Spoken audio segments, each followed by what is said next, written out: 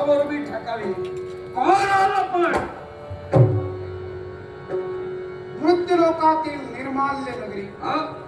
निर्माल्य नगरीचा न्यायदंड ज्याला हाती दिला, गो ब्राह्मण प्रतिपालक ज्याला म्हटलं जातं, हा? तोच राजा धर्मसेन. आपण प्रचंड केतू का? सत्य. पण धर्मसेन मला एकच गोष्ट यावेळी खटकते. मनात प्रश्न निर्माण होत आहे. देवासारखं आणि आमचं युद्ध सुरू असताना, आपलं आणि आमचं वैरत्व नसताना मध्यंतरी येण्याचं कारण तरी काय? निश्चितच कारण क्रमांक 1, देव आणि भक्तात असणार अद्वैत नातं. हा? श्रवणम कीर्तनम विष्णम स्मरणम पादसेवनम आत्मनिवेदनम वेदम दुत्सम उदातनम या नवविधा भक्तीनं जकडबंद आहे. कारण क्रमांक 2, निर्माल्य माझी नगरी, माझे पूर्वज राजे निर्माल्य हे इंद्रदेवांचे जामात जावई. तेव्हा त्यांचं आणि आमचं नातं बऱ्याच वर्षापासून आहे. कारण क्रमांक 3 जरा मोठं आहे. ऐकूया. या विश्वाचे विश्वकर्मा म्हणून संबोधिलं पहिल्यांदा गेलं ते कश्यप महंत. या कश्यप महंतांच्या 36 पत्नी. कद्रूनं सर्पांना जन्म दिला, विनतेनं गरुड संपातीला जन्म दिला, अदिती देवींनी देवतांना जन्म दिला, तनूंनी दानवांना जन्म दिला, दितींनी राक्षसांना जन्म दिला, कनकदंडा पत्नीनं हिरे माणिक मोतींना जन्म दिला, हेमगर्भानं अनेक राजकर्त्यांना प्रसवलं, त्याचप्रमाणे सुनाळीनं 12 सूर्यांना प्रसवलं. अर्थात याच हेमगर्भेच्या कुशकुलात त्या शाखेत आमचा जन्म झालाय. तेव्हा एक कश्यप पिता आणि अनेक माता, तेव्हा हे नातं सुद्धा सातत्य बंधुत्वाचं आहे. तेव्हा तुम्हाला कुठल्या क्रमांकावरून वाद घालायचा आहे तुम्ही घालू शकता. राजे, नाती शोधायला गेली तृणानुबंध बरेच लांबचे निघाले, पण आपण हे नातं मानता आहात यांनी ते पाळावं हे गरजेचं नाही. याला कारण काय? ज्या ब्रह्मदेवतेपासून केवळ कश्यप ऋषींपर्यंत कश्यप, मरीची आणि त्यांचे केवळ पितामह म्हणजे विरंची होय. म्हणजे विरंची पासून या वंशाची सुरुवात झाली. त्याच वंशातून केवळ त्या वंशाचं एक छोटस टोक म्हणजे आपण झालात. अर्थात त्याच विरंचींपासून टोक काढताना जरा विचार. याला कारण आहे. नाही, टोका काढतो याला कारण आहे. मी तुमचा सुद्धा मूळ शोधू शकतो. कारण खरं दूषण हे लांबचे नव्हे अलीकडचेच आहे. नाही, तुम्ही सगळ्याची प्रत्यक्ष प्रभू रामचंद्र आणि खरं दूषणांना ठार मारिलं तेव्हा तुमच्या कुळाचारापर्यंत मला पोचायला लावलं. आपण कशाला सांगतो? मी कथन करतो स्वाभिमानानंच नाही.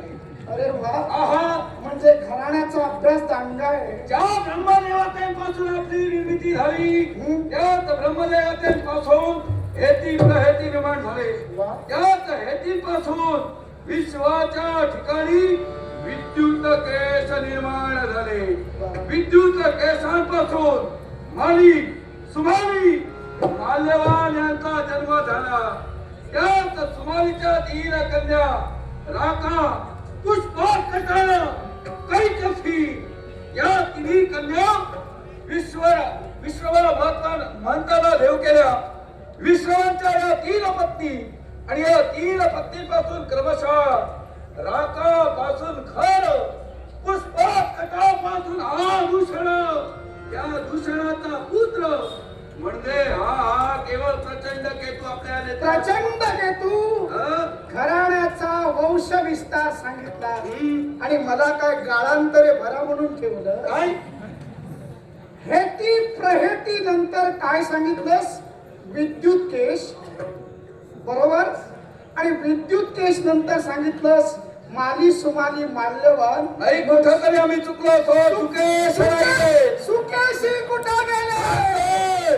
ज्या शिवशंकरानं थांब, गेला नकोस आता. त्यांचं लालन पालन केलं. विद्युत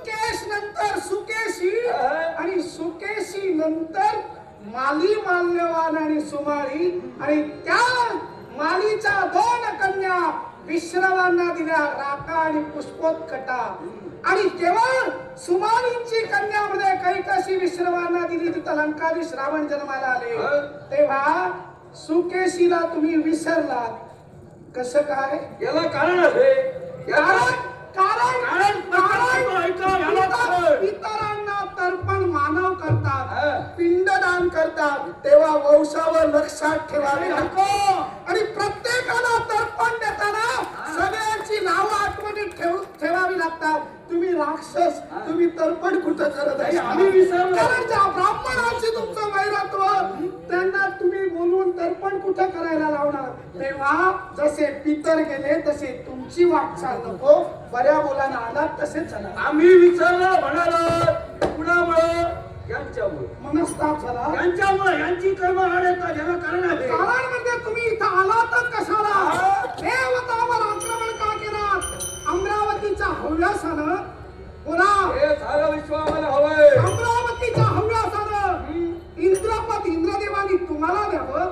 तुम्ही कोण लागून गेलात? कोण लागून गेला? आणि लक्षात ठेवा, कदाचित इंद्रदेवानी तुम्हाला कथन केलं की माहित नाही, पण एका जुगारी व्यक्तीला इंद्रदेवानी 1 दिवसासाठी इंद्रपद दिलं. त्याचं नाव सांगू? नाव मी सांगतो. कारण काय, नंतर कुणीतरी सांगेल की मला मी सांगितलं होतं, ते अगोदर मी सांगतो. कारण हे असंच सुरू आहे. 14 पाताळ 21 स्वर्ग, खूप विस्तार आहे. कुणी प्रथमता विश्वात ज्ञान दिलं ते कुणालाच कळणार नाही, कारण ऐकतात आणि सांगतात, म्हणून सांगतोय. ऐका, नाव त्याचं कितबा.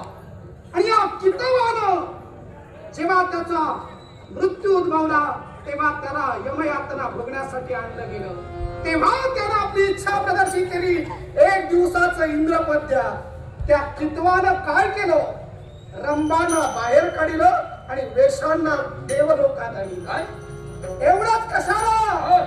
त्या कितवानं जुगार खेळायला सर्व देव संपत्ती लागली आणि ती देव संपत्ती जुगारात घालविली. आता आली कशी आणि पुन्हा मिळाली कशी हे तुम्ही सांगा. विश्वाच्या ठिकाणी त्यांनी वाटोळ केलं म्हणजे आम्हाला. मग ते एका दिवसाच्या इंद्रपदाचे भोग संपत्ती हरवून ज्या देवेंद्रांना भोगावे लागले, त्या देवेंद्रानं तुमच्यासारख्या राक्षसांना इंद्रपद द्यावं. नाही, तरी 100 यज्ञ करा आणि इंद्रपद मिळवा. तरी पण मी म्हणे काय? तरी पण मी म्हणे काय? यानं त्या केवळ भिकाऱ्याला दिलं, त्या जुगाराला यानं 1 दिवसाचं इंद्रपद दिलं.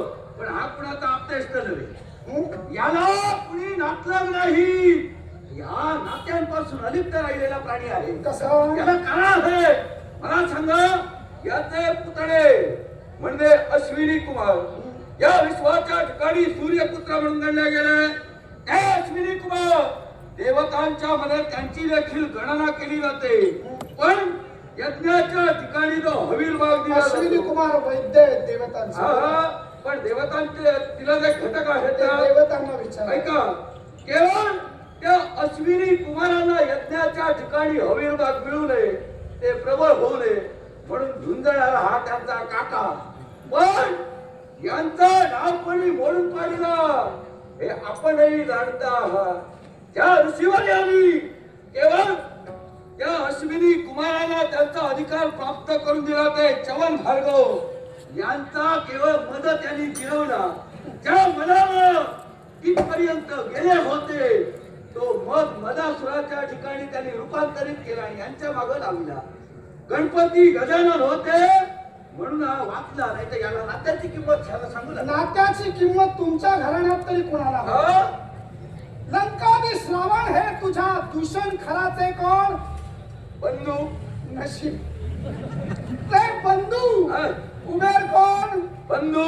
मग भाऊ रायावर आक्रमण करणारा, कुबेरावर आक्रमण करणारा रावण याला कारण आहे. ते कारण सांगू नको. अरे युगानुयुगा हे प्रचंड केतू सुरू आहे, ते सुरू राहणार. तेव्हा फक्त मी एकच समोच्चारानं सांगेन, आतापर्यंत जे आपले पूर्वज गेले त्या मार्गाने आपल्या जीविताला पूर्णविराम मिळू नये तर देवता हे अस्तित्व आहे.